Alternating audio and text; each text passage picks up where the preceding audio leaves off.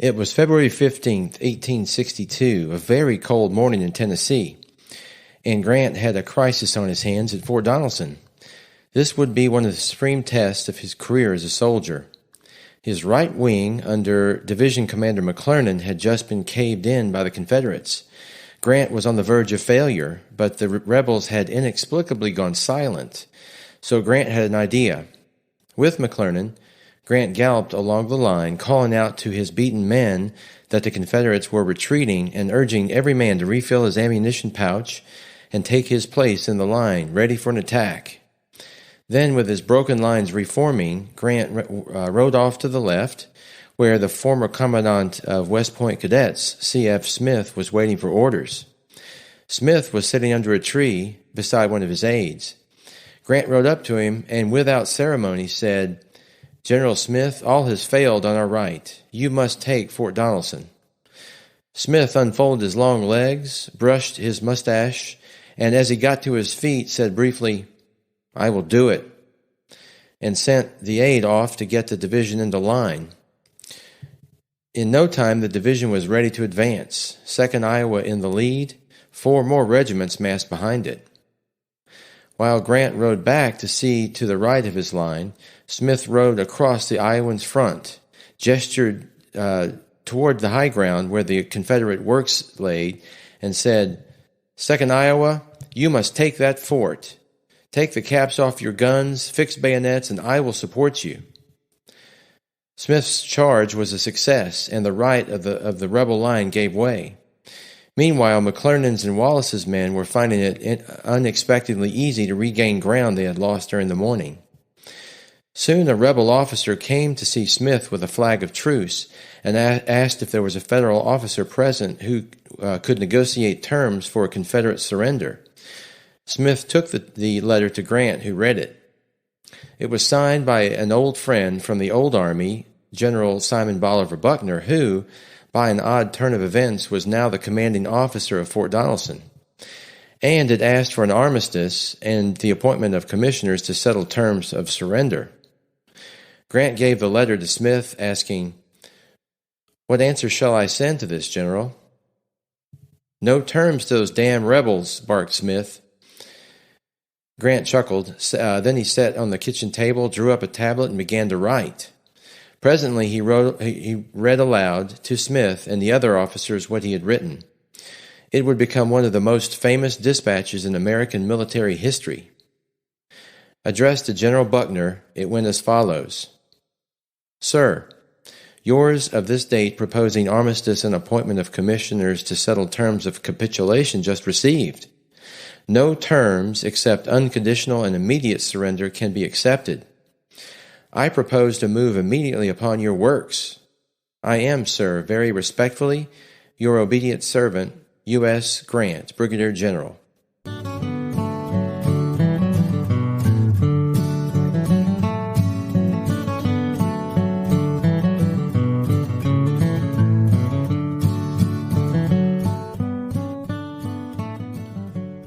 Hello, and welcome to episode 33 of Leaders of the American Civil War.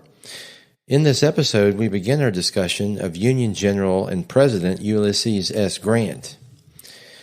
What you just heard were excerpts from Grant's first major victory of the American Civil War, as told by Bruce Catton.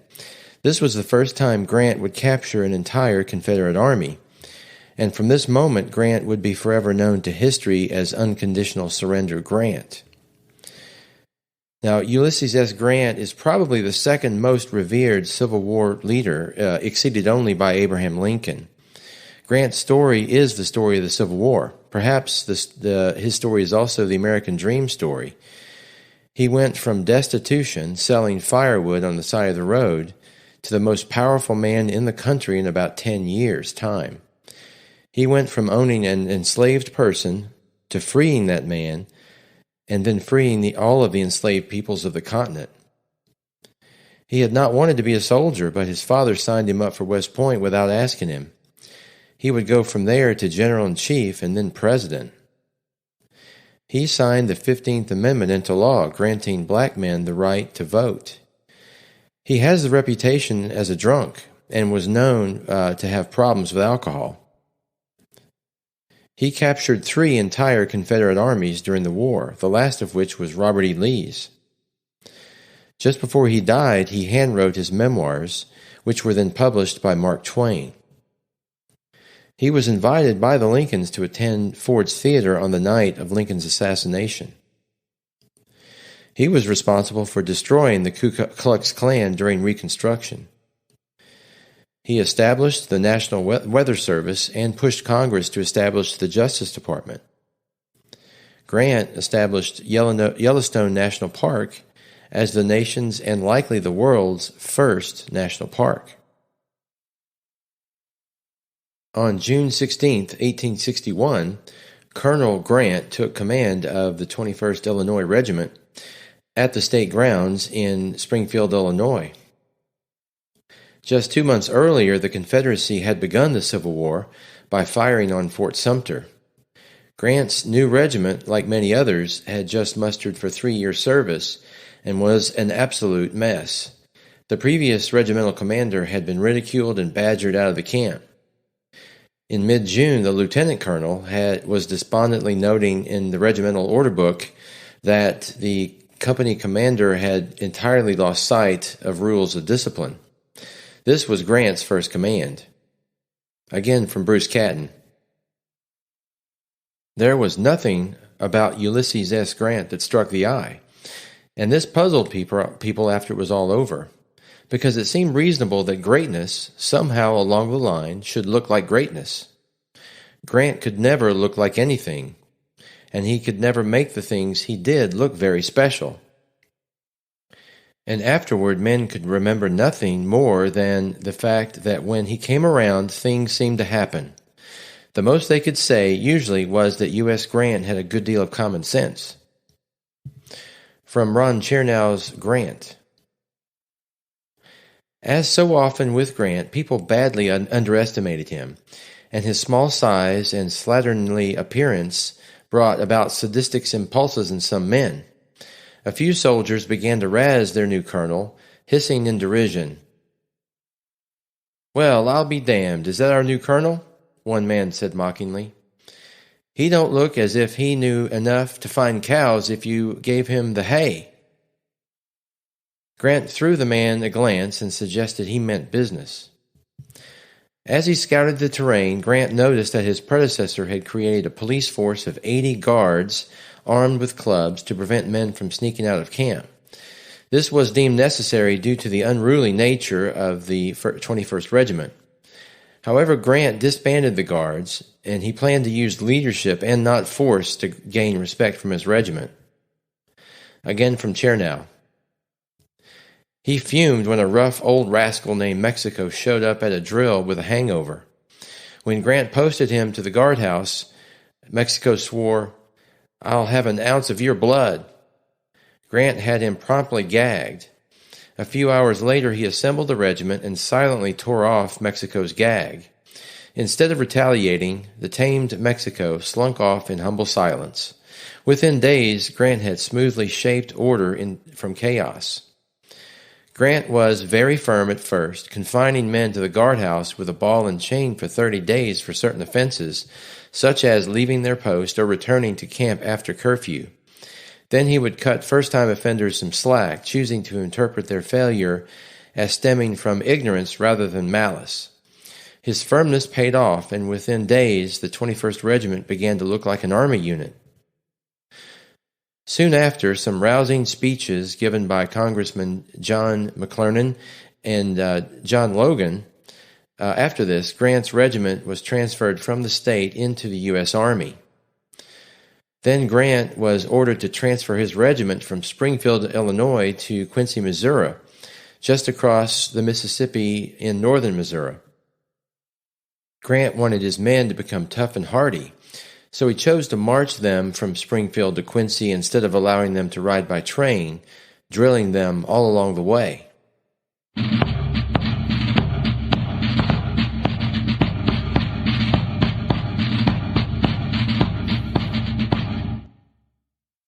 On the march, Grant was in his element. According to Chernow, the incessant activity was therapeutic for a man whose foremost enemy had been unwanted idleness. "I don't believe there is any more orderly set of troops now in the volunteer service," Grant wrote proudly to Julia. "I have been very strict with them, and the men seem to like it." We will discuss the so-called foremost enemies of Grant in detail as we go. Now, along the way to Quincy, Grant received orders to divert his force to Ironton, Missouri, instead by way of steamboat, the first of many confusing orders from Fremont's headquarters. However, the steamboat sent to pick up the regiment ran aground on a sandbar. While awaiting a rise in the river, Grant received a new set of orders. A rebel force under Tom Harris had trapped a Union regiment in Missouri on the Hannibal and Joseph Railroad. Grant was to relieve the regiment and capture or disperse the rebels. As they made their way by train, Grant found himself becoming very anxious. He suddenly realized that he was about to engage the enemy for the very first time as an independent commander. Now, anxiety caused severe headaches for Grant, as he would experience throughout the war, especially at the end. The feeling of fear, however, soon left him when his regiment finally reached the Confederate camp. Tom Harris's rebels had fled, and when the 21st reached the campsite, it was clear that the Southern raiders had cleared out hours before they had arrived. And it dawned on Grant that the rebels had been at least as afraid of him as he himself had been of them. This had not occurred to him before, but he never forgot it. And through all the rest of the war, when he would never again feel the sort of cold fear that he had on that country road in Missouri. That was a trademark of Grant's character. Once he learned a lesson, he did not soon forget it. This would happen for him again and again during the war. So after this, the regiment settled into an area close to Hannibal, Missouri, in the northeast part of the state. At one point, a runaway enslaved man made his way into camp, assuming the Union Army would protect him. However, at this time in the war, there was no real official policy about the treatment of fugitive enslaved people, so Grant was on his own as to how to respond. So Grant sent the man away. However, his chaplain escorted the man through the Union lines, giving him a bit of money and food and directions to the best way to get to Illinois in freedom. Grant's position on this matter, just like the Union's official position, would change dramatically during the months to follow. Now, just after the man left the camp, his indignant owner showed up, demanding justice and detention of the fugitive. Grant told him that he wasn't responsible for slaves. He was responsible only for dealing with rebels. At this time, the war was about suppressing the rebellion and not about dealing with the slavery issue. However, this would change soon. Like many people in the North, Grant believed that slavery was dying a natural death already. And he believed that a few grand Union victories would cause the rebels to flee, and then the war would be over and slavery would die on the vine. It would not be long, however, before Grant and the country learned differently.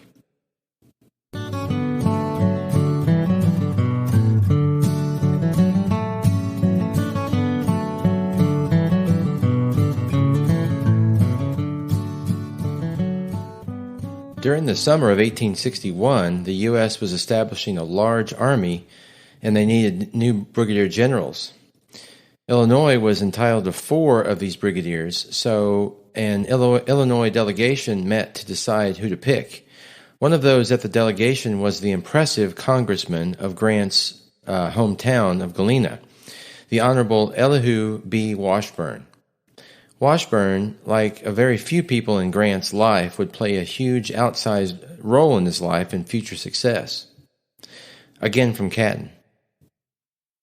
Washburn drew a good deal of water in Republican politics, both in his own state and in Washington, and Washburn was beginning to be on Grant's side. The two were not yet intimate. Indeed, they had not met before April, but Grant had made something of an impression on Washburn, and in any case, a Galena congressman who could bring his home a brigadier's commission for a Galena resident would be bound to do so. Thus, because he had good support, Grant was one of the 4 Illinoisans named for generalships. The names were Stephen Hurlbut. The other names were Stephen Hurlbut, Benjamin Prentice, and John McClernand. Grant was the only West Pointer of the lot. Grant found out about his promotion when his chaplain showed him an article in a local Missouri newspaper.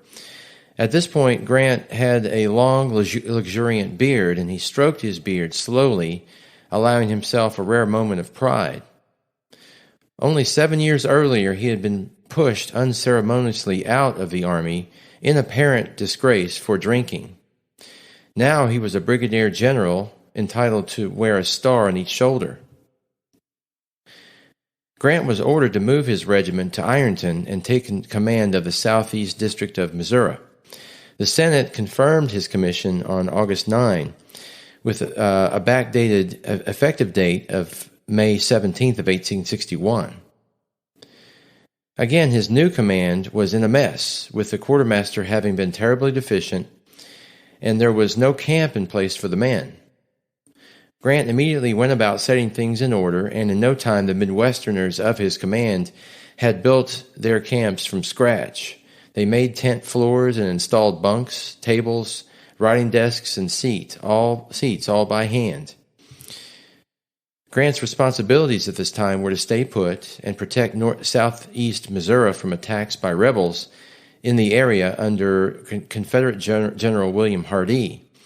But Grant was not comfortable staying put, so he set out to attack Hardee's forces in the south with plans to rid southeast Missouri of rebels altogether. Now, as I mentioned earlier, the Union commander of the Western Theater at this time was none other than the Pathfinder John C. Fremont. This is the same Fremont who would later be moved east into the mountains and be humiliated by Stonewall Jackson. The results against Jackson would be a major setback for the Union effort, and Fremont would soon be out of the U.S. Army altogether. But for now, he was Grant's boss in the West. He knew little about Grant except that he had been known as a drunkard in the old Army. However, in a private interview, Grant impressed Fremont enough to be given command that he currently possessed. Fremont, who came into the war quite famous, would prove incompetent and at the job of running a war effort. He surrounded himself with a colorful array of foreign dignitaries who served as aides and bodyguards. But these people knew nothing of how to run an army headquarters. They conducted their business with inefficiency and corruption, and they were forever issuing confusing and conflicting orders to the field. There would soon be a national scandal due to Fremont's procurement practices, which amounted to buying massive amounts of poor quality goods at inflated prices. But for all of Fremont's deficiencies, he had aggressive instincts, and he recognized this quality in Grant as well. Grant decided now to set out into the field to rid the area of Confederates. But by the time he got to southernmost Missouri, Fremont's headquarters had again issued confusing orders. These orders relieved Grant of his command and transferred him back to northern Missouri, where he trained more raw recruits. Grant seemed to take all this in stride and simply did what he was told to do. Then, after further confusion, he was eventually transferred back to command of southeast Missouri, at which point he moved his headquarters to Cairo, Illinois. Now, Cairo is pronounced like the syrup, but it's spelled like the city in Egypt. I will do my best to pronounce this correctly, but forgive me if I pronounce it wrong on occasion. Cairo was the perfect jumping-off point for future expeditions into the Mississippi Valley and beyond, and Grant could see this already. The city is on the confluence of the Mississippi and Ohio rivers and is the southernmost point in Illinois. It would prove invaluable as a strategic supply center, although it was very unpleasant at the time due to the wet, swampy, mosquito-ridden topography. Catton described it in the following way. Wet, muddy, and fever-smitten it might be, but the boundless vitality of the Northwest was in it. Past its levees went the great river, and this river, because of the war, had taken on an added dimension and a fearful new significance. Now, at about the time Grant took over at Cairo, he was informed by one of Fremont's scouts that the Confederates, under Polk, had invaded Kentucky. They had taken over Columbus, Kentucky, on the high bluffs of the Mississippi River. This was big news for two reasons. One, because Kentucky was officially neutral as a border state which had not seceded from the Union. This rebel invasion was an aggressive act, and the people of Kentucky would not tolerate it. And two, because Columbus was situated on high bluffs above the Mississippi River, in a commanding position to block Union traffic down the river. Grant knew he had to act immediately. He sent a telegram to Fremont in St. Louis, telling him that unless he was ordered not to do it, he would be taking a force to Paducah, Kentucky, to occupy this critical river city. Paducah is located west and north of Columbus on the Ohio River, where the Tennessee empties into the Ohio. It's also very close to where the Cumberland River does the same. Grant knew these two waterways would be key to the future of Union efforts to invade the southern states of Tennessee, Mississippi, and Alabama. Also, he knew he could eventually flank the Confederate position in Columbus by movements up these waterways. Grant's men boarded steamboats, accompanied by gunboats, and headed up the Ohio River to Paducah. When they disembarked, the people of of Paducah were stunned and surprised, many of whom had hoisted rebel flags. They took possession of the city along with large stores of supplies meant for the Confederates. At about this time, Grant received approval from Fremont to do what he had just done. Then, strangely, and again due to confusion at Fremont's headquarters, Grant was relieved of command in Paducah and sent back to Cairo. Grant seems to have taken this apparent snub in stride. He went back to Cairo and did his best to get the most capable reinforcement troops forwarded to Paducah. Now, the man replacing Grant in Paducah was General C.F. Smith. Smith was the most respected regular Army officer in the service, and Grant held him in very high esteem. This was the same General Smith who, on February the 15th, a few months later, Grant would order to attack the right of a Confederate position at Fort Donelson. Smith would play an important early role in Grant's story. Now, Smith was an old-timer in the Army, tall and lean and straight, with drooping white mustachios and parade ground stiffness. He had been commandant of cadets at West Point when Grant was there, and Grant confessed that he still felt like a schoolboy when Smith was around. And to the end of his life, he considered Smith to be the perfect soldier. Meanwhile, back in Cairo, Grant was turning the city into a large supply depot and a training center for recruits. It was also becoming a key center for building a large river fleet that would be used for upcoming expeditions into the Deep South. Grant was developing relationships at this time with the Navy, which would prove pivotal to his successes later in Henry, Donelson, Shiloh, and Vicksburg. Chief among these new relationships with the Navy was with the new flag officer in charge of gunboats, a man named Captain Andrew Foote. Foote had been assigned to the River Command in the middle of September. He and Grant understood one another from the start, and they made a very harmonious team. In early November, Grant decided it was time to engage the Confederates in the area of Columbus across the Mississippi River in a village called Belmont, Missouri. So, at dawn on November 7th, Grant embarked 2,500 troops on a riverboat flotilla, dropping down the Mississippi River and mooring on the Missouri side a little above Belmont, just out of range of the heavy Confederate guns on the bluffs at Columbus.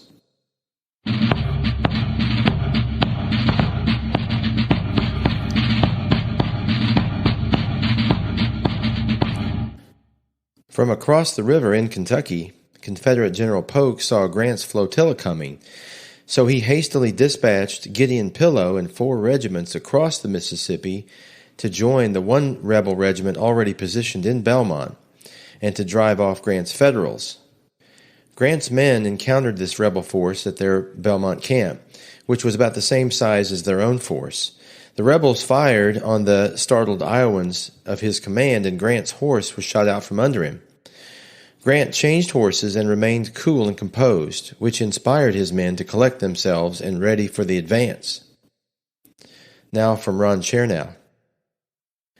When they encountered a long line of felled trees with sharpened points, a so-called abattis, Union forces smashed through these defenses, throwing the startled rebels back against the riverbank. After 4 hours of torrid fighting, the rebel withdrawal broke down into a disorderly rout. Suddenly, to their astonishment, Grant's men possessed the Confederate camp, strewn with food, baggage, and artillery. This unexpected conquest was too tempting for novice soldiers, and discipline collapsed on the spot. Flushed with victory, transported by powerful emotions, the men began to plunder the site for trophies, sent up cheers, declaimed creature speeches, and generally acted as if the battle had ended. Grant and his officers had no luck controlling their green troops. Then it happened that the Federals' distraction became the rebels' salvation. From their position on the riverbank, the Confederates realized they weren't going to be captured or killed, so they made their way along the riverbank so as to get behind Grant's men, between the Union troops and their transport boats upriver. By this time, Grant's men knew they were surrounded, and a few panicked. But Grant told his men that they had cut their way in, and they could cut their way out just as easily. So the Union Army turned about and began to fight its way back to the boats. Indeed, most of the Union force did make it back to the landing and onto the boats to safety. However, Grant himself was riding around the area looking for stragglers and realized he was all alone on the shore with Confederate minie-balls whizzing about his ears. When he made it to the last boat, Grant called out to the captain, "Chop your lines and back out." Then the lines had been cut. Members of the boat's crew laid a plank from the deck to the shore. Grant's horse settled down on its haunches and slid down the bank, and then Grant calmly rode aboard on the swaying plank, the last Federal soldier to leave Belmont. Did you enjoy the podcast? If so, please take a moment to rate, review, and share the podcast. Also, please send any comments or questions to leadersof1865@gmail.com. Meanwhile, join me next time for episode 34, in which we will continue our discussion of General Ulysses S. Grant.